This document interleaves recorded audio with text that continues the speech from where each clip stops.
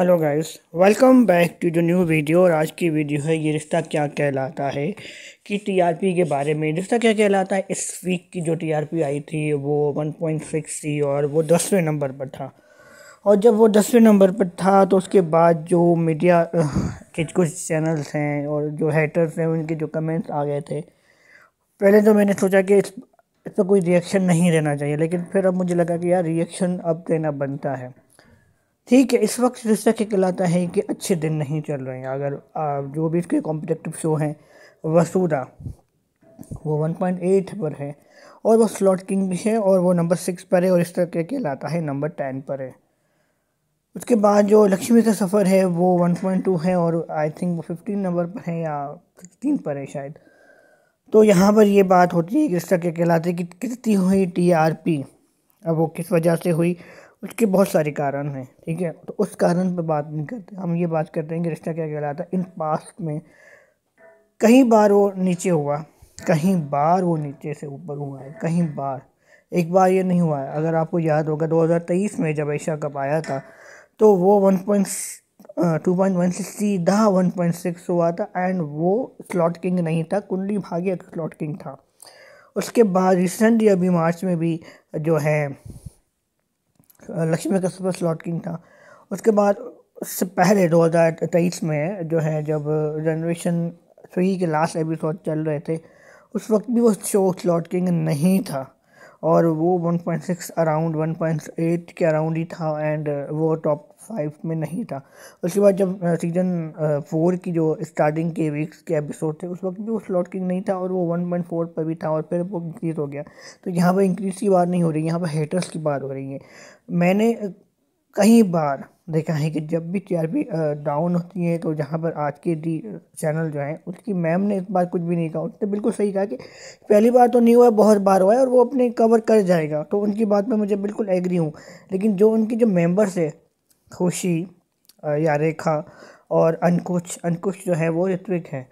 मैंने कभी भी मनप्रीत को नहीं देखा कि उसने कभी कोई खिलाफ बोला हो, क्योंकि मनप्रीत का वसुधा फेवरेट शो है लेकिन उन्होंने कभी नहीं बोला और ये मैं तो अप्रिशिएट करता हूँ कि उसने कभी भी नहीं बोला यार। लेकिन जब ऋत्विक हमेशा अपना जो है जहर उगलता है रिश्ता क्या कहलाता है के खिलाफ, इस बार नहीं कई बार जब कुंडली भाग्य था उस वक्त भी उसने काफ़ी कुछ बोला था और उसके बाद कुंडली भाग्य अब कहाँ है तो बताने की ज़रूरत नहीं है। जब लक्ष्मी का सफ़र आया था उस वक्त भी काफ़ी कुछ बोला था। देखिए भाई, आपका फेवरेट शो नहीं है रिश्ता क्या कहलाता है, आप अपने शो को सपोर्ट कीजिए, वसुधा को। हम तो चाहते हैं कि वसुधा नंबर 1 पर भी आ जाए, तो कोई नहीं है। लेकिन आप हमेशा रिश्ता क्या कहलाता है के बारे में बुरा बोलते हैं। कभी सोचते हैं कि हम फ्रेंड्स को क्या फील करते होंगे? कभी तो सोचो कि यार सामने वाले के ऊपर क्या बीतती होगी। आपने मुझे पास में कुछ भी बोला, जो कुछ भी बोला या मेरे परिवार के बारे में जो कुछ बोला उस पर मैंने आपको माफ़ कर दिया। मैंने मेरे दिल पे कुछ भी नहीं है, मैं आगे निकल गया। लेकिन इस हर बार मतलब ऐसी चीज़ करना या ऐसा कुछ बोलना कि सामने वाले को बुरा लगेगा, दिल तोड़ना 2 मिनट का काम होता है। लेकिन कभी महसूस करो कि सामने वालों को फील क्या होता है। एक शो के लिए आप कुछ भी कितने हद तक गिर सकते हैं, मतलब आप एक शो के लिए कुछ भी कर सकते हैं, ऐसा नहीं होता ना। वसुधा आपको कोई प्रॉफिट दे रहा है ना रिश्ता मुझे कोई प्रॉफिट देगा, लेकिन हम ऐसी चीज़ें क्यों करें जो सामने वाले को हर्ट हो जाए।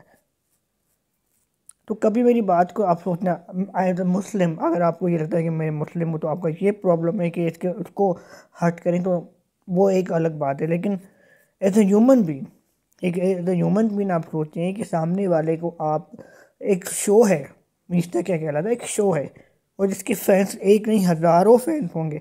आप ऐसे, वो कभी भी अब स्लॉट किंग नहीं बन सकता। देखिए, गॉड ने जो लिखा होगा जब तक वो चलेगा वो उसकी उसकी कुंडली में लिखा होगा ना, रिश्ता की नसीब में जो लिखा होगा कि कब नेक्स्ट ईयर बंद होगा या कभी भी बंद होगा, क्योंकि जो चीज़ आई है वो बंद भी हो सकती है। लेकिन हम ऐसी चीज़ क्यों बोलें कि सामने वाले को हर्ट हो। मैंने अपनी किसी भी वीडियो में वसुधा के खिलाफ कभी भी कुछ नहीं बोला। इवन मैं देखता भी हूँ, मैंने उसको शो को सपोर्ट भी किया है और अभी आपने अगर देखा होगा तो मैंने कॉन्ग्रेचुलेशन भी बोला था। लेकिन जो मैंने कल देखा उस लाइफ में तो काफ़ी कुछ हर्ट हुआ मुझे और कुछ लोगों के कमेंट मुझे काफ़ी ज़्यादा हर्ट किए और उसके अलावा इंस्टा पर भी काफ़ी कुछ कमेंट किए थे। लेकिन हम कुछ नहीं कह सकते कि हम सिर्फ फिंगर क्रॉस कर सकते हैं कि यार हमारा शो अब ऊपर हो जाए, कुछ ऐसा मेडिकल हो जाए कि हमारा शो की अब इंक्रीज़ हो जाए। लेकिन ये आप जो करते हैं सामने वाले को हर्ट करने के लिए, ऐसी देखिए, मारना, मारने से हर्ट करना वो इंसान बोल भी सकते, लेकिन जो लफ्ज़ पे या जो ज़ुबान से जो चीज़ लोग बोलते हैं और सामने वाला हर्ट होता है, वो कभी भी बोला नहीं जा सकता। मैं उस चैनल का अब पार्ट हूँ ही नहीं। जो भी उस चैनल पर आया था उसने मुझे जितने भी स्क्रीनशॉट भेजे, मुझे काफ़ी हर्ट हुआ।